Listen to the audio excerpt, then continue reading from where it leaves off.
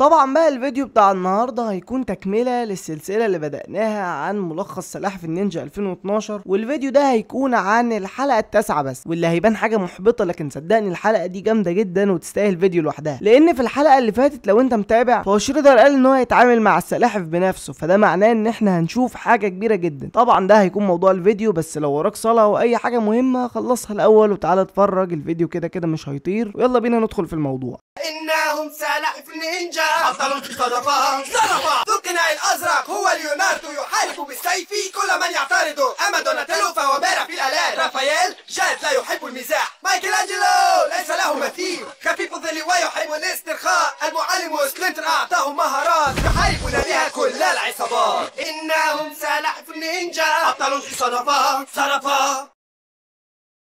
الحلقة بتبدأ بإبريل وهي ماشية في الشارع وتلاقي في حمامة متحولة عملاقة بتجري وراها لسبب ما، بتخبط في الإزاز وتطير. في الوقت ده في المخبأ بتاع السلاحف دوني بيعرض اختراعه الجديد، قنابل نينجا معمولة من قشر البيض، بتعجب مايكي قوي يقعد يرمي فيها بشكل عشوائي. وفجأة إبريل بتدخل المخبأ بسرعة وبتحكي ليهم والسبلنتر عن اللي حصل والحمامة اللي بتجري وراها، يتريقوا على الموضوع شوية، لكن في الآخر بيقرروا إن هم يروحوا يصطادوا الحمامة دي. لكن سبلنتر بيقول لأ، لازم الأول يعرفوا معلومات عنه قبل ما يتهور. ليو بيبقى مش مقتنع بكلام سبلنتر ويقول له ان هم كسبوا معارك كتيره جدا من وقت ما طلعوا للسطح، فكلهم بيطنشوا كلام سبلنتر ويخرجوا يدوروا على الحمام. في الناحيه التانيه في مقر الفوت كلان شريدر بيزعق لبرادفورد وزيفر بسبب فشلهم المتكرر، ويقول ان هو ندمان ان هو اختارهم اصلا. زيفر بيحاول يتكلم معاه ويبرر، بس شريدر بيرفض يسمع له ويقول له انه هيتصرف بنفسه المره دي. السلاحف وابريل بيروحوا الشارع وبيطلبوا منها تمشي عادي وكانها مش واخده بالها علشان الحمامه تظهر، وفعلا الخطه تنجح والحمامه بتقرب وبتحاول تخطف ابريل، لكن السلاحف بينقضوا عليه ويوقعوه بعد ما دنيا يزعقوا بالجهاز اللي هو عمله. الحمامه دي بتتكلم وبتعرفهم على نفسها وباسمه بيت، وان هو كان بيحاول يوصل رساله من ابو ابريل مش اكتر، وبيقول لهم ان هو كان اسير عند الكرانج هو ووالد ابريل، لكن الكرانج رموا عليه الميوتاجين اللي حولته اللي هو عليه دلوقتي، وهو في الاصل كان حمامه ما كانش بني ادم. بيت بيدي ابريل الموبايل فيه فيديو من ابوها وبيحذرها فيه ان في حاجه كبيره جدا هتحصل ولازم تسيب المدينه فورا، وبيقول للسلاحف انه هيقول لهم مكان والدها مقابل ان هم يجيبوا له شويه عيش عشان هو حمامه وكده ماشي الدنيا يعني. وهم ماشيين عشان يجيبوا له العيش بنشوف نينجا من الفوت بيتجسس عليهم ويبلغ زيفر وبرادفورد اللي وقتها بيكونوا في سوق سمك، فالاتنين بيقرروا ينصبوا لهم كمين علشان يكسبوا رضا شريدر تاني. السلاحف بيتسللوا لمقر الكرانج وبيخلوا ابريل تنزل لهم الحبل لما يدوها الاشاره، وليو وراف بيوصلوا لكيربي اونيل اللي هو ابو ابريل ويحاولوا يفتحوا الباب اللي كان محبوس فيه. كيربي يحكي لهم ان الكرانج كائنات فضائيه من بعد تاني وجايبين ماده الميدوجين دي من عالمهم، واللي قوانينه الفيزيائيه مختلفه عن العالم بتاعنا، وعشان كده الماده مش شغاله زي ما كانوا متوقعين، وعشان كده بيخطفوا العلماء يساعدوهم يعدلوها، لكنه مش عارف برضه هم عايزين ايه الخطه بتاعتهم بالظبط. في نفس الوقت دوني ومايكي بيلاقوا معلومات عن قنبله ميدوجين ضخمه الكرانج ناويين يفجروها من فوق المبنى عشان يغطوا نص المدينه بيها، وده هيحول عدد كبير جدا من الناس لمتحولين. بعدها بينقذوا كيربي، مايكي بيغلط وبيشغل الانذار، بيلاقوا نفسهم محاصرين، كيربي بيشيل سلاح وبيغطي عليهم علشان يهربوا ويطلب منهم يسيبوه وينقذوا ابريل والمدينه. السلاحف بيمشوا، ابريل طبعا بتكون حزينه من اللحظه، وبعدها السلاحف بيروحوا فوق سطح الفندق اللي هيكون فيه القنبله وبيهجموا على الكرانج بالاسهم. دوني يبدا يفكك القنبله لكن بيلاقيها معقده جدا. في الوقت ده برادفورد وزيفر بيبوظوا الدنيا اكتر ويظهروا ويهجموا على الباقيين. دوني يحتار يقطع انهي سلك، مايكي يقول له يقطع السلك الاخضر بعشوائيه كده، فدوني يسمع كلامه ويقطعه فعلا، وده اللي بيوقف القنبله. فلما دوني يرجع عشان يساعدهم بيحاصروا برادفورد وزيفر، وليو بيطلب منهم يستسلموا لكن بيرفضوا، وبرادفورد بيطعن خزان الميوتاجين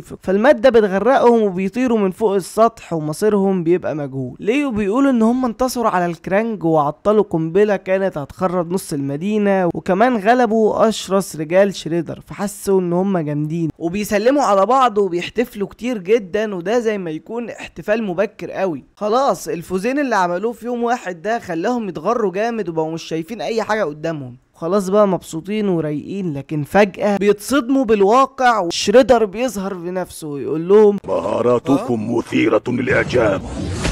لكنها لن تنقذكم. ويعمل البوز الجامد قوي بتاع الميراج. السلاحف بيشوفوا المنظر قدامهم وبيترعبوا تماما من الشكل ده. شريدر خلاص ده المهم الكبير. مايكي بيحاول يرمي قنبله الدخان علشان يهربوا، بس اكتشفوا ان القنابل خلصت ورمى بيضه مكانها، وده اللي بيحطهم في المواجهه مع القطر. كده بقوا في الامر الواقع، خلاص مفيش رجعه وتبتدي المواجهه. رافائيل بيتحمس ويبدا هو في المواجهه مع شريدر ويحاول يعمل معاه كذا حركه، لكن ما يقدرش يقف قدامه تماما، وشريدر يزقه على اليافطه بتاعت الفندق ويخليه يتكهرب. شريدر بينزل لليو يحاول يوجه له كذا ضربه، بس ليوناردو بيقدر ان هو يتفادى كذا واحده، لكن في الاخر بياخد بوكس من شريدر يوقعه في الارض، بعد كده ياخد منه ركله يخليه يبعد عن سلاح. دوناتيلو بيتخض ويروح يطمن على ليو ويخش بقى على شريدر عشان يواجهه بالعصايه، بس شريدر بيمسك العصايه يخبطه فيها براسه ويوقعه. مايكي بقى بيهاجم وبيحدف السلسله بتاعت سلاحه على دراع شريدر ويحاول يربطه منه، لكن شريدر بيضربه ويوقعه من فوق المبنى. ليوناردو بيستغل اللي حصل ده ويخش من ورا يباخد شريدر بسرعه، ودوناتيلو معاه كمان، وشريدر يكون في مواجهه بينه وبين دوناتيلو وليوناردو. وعلى الناحيه الثانيه مايكي راح يطمن على رافائيل بعد ما اتكهرب وبيلاقيه تمام، فالاتنين بيتبسطوا. شريدر بيزق ليوناردو ودوناتيلو بيحاول يضرب العصايه بتاعته على ظهر شريدر، لكن العصايه بتتكسر من كتر ما ظهره قوي. في وسط سيطرته في المواجهه الثنائيه دي بيجي رافائيل من فوق ينط على شريدر ويضرب فيه، لكن شريدر بينزله من عليه وبيبقى خلاص هيضربه في وشه، لكن بيجي مايكل في اخر لحظه ويربط السلسله دي على المخلب بتاع شريدر، وبيقدر بسلاحه ان هو يعلق شريدر على اليافطه من فوق، لكن شريدر بيتصرف وبيقطعها وينزل جزء منها على مايكي، لكن السلاحف بتحاول تنقذه وبيطلع مصاب، لكن مش الاصابه الكبيره. في مشهد مهيب جدا شريدر واقف وقصاده السلاحف وشراره كبيره جدا من اليافطه نازله عليه، لكنها مش فارقه معاه تماما علشان الاتنين خلاص قصاد بعض، والسلاحف بيبان عليهم الارهاق والالم. وفي مشهد مهيب جدا الاتنين بيرتقوا في الهواء، لكن شريدر بيخلص عليهم واحد واحد، وحتى ليوناردو في الاخر هو اللي كان هيصمد، لكن برضه ما قدرش يعمل اي حاجه قصاد مهاره وقوه شريدر. شريدر بيقرب من ليوناردو ويبقى خلاص فاضل له تكه ويموته، ويطلب منه حاجه واحده بس، يطلب منه يقول له مكان المعلم ويوعد انه في المقابل هيخلي نهايته رحيمه. لكن الحاجه اللي بتنقذ ليوناردو من الموت في الموقف اللي زي ده هو طبعا ان زيفر وبرادفورد بيطلعوا من فوق بعد ما المحول اصابهم، وخلى برادفورد شكله كلب، وده طبعا عشان لعب مع الكلب بتاع شريدر في اول الحلقه، وخلى طبعا زيفر بقى سمكه علشان كانوا واقفين في سوق السوشي ومسك السمك وكده. وبقى بصراحه افيه جامد قوي فكره ان هو اسمه زيفر وهي زيفر بالمصري، انت عارف اللي هو زيفر، حرفيا بقى زيفر كسمكه، فبقى زيفر اسما ومعنى، فجامد قوي بصراحه. سمكة على بلطية،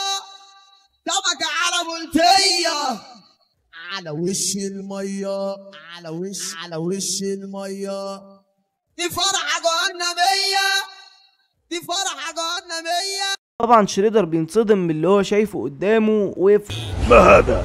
في وسط الموقف ده السلاحف بيستغلوه كويس جدا ويخلعوا. شريدر بيرجع يبص على السلاحف تاني بيلاقيهم هربوا وبيغضب جدا. بيرجعوا للمخبأ بتاعهم وهم محطمين ومتدمرين، وبيعترفوا لسبلنتر ان هم اتغروا، فسبلنتر ما بيلومهمش دلوقتي ويقول لهم ان هم كانوا محظوظين، لان قليل جدا من اللي بيواجهوا شريدر بيطلعوا عايشين اصلا. وبعد اللي حصل ده ما بقاش عنده خوف من غرورهم، لكن بيحذرهم ان من النهارده رسميا خلاص هم في حالة الحرب. وبتنتهي الحلقة بالشكل ده. حلقة جميلة جدا والاحداث فيها قوية والمواجهة كانت اسطورية، وكان فيها جزء تربوي الى حد كبير، فكرة الاحتفال المبكر وان هو غلط والغرور وكل الكلام ده. ودايما بعشق النقطة دي في سلاحف النينجا، حتة ان هم لازم يخلوا فيه نقطة تربوية. انا بتكلم على 2012 طبعا. فده كده اللي عندنا في الملخص بتاع النهاردة، وان شاء الله الفيديو الجاي بقى هيكون حلقات كتيرة جدا، فخليك مستعد له. وهنشوف بقى في الحلقات الجاية دي طبعا سلاحف هيتعاملوا ازاي مع شريدر وايه الدنيا هتمشي ازاي وكده. فانا خلصت كلامي وشكرا لو كملت الفيديو وبس.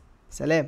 إنهم سلاحف النينجا أبطال في صدفات زرفة. ذو القناع الأزرق هو ليوناردو يحارب بالسيف كل من يعترضه. أما دوناتيلو فهو بارع في الآلات. رافائيل جاد لا يحب المزاح. مايكل أنجلو ليس له مثيل، خفيف الظل ويحب الاسترخاء. المعلم سبلنتر أعطاه مهارات يحاربون بها كل العصابات. إنهم سلاحف النينجا أبطال في صدفات زرفة.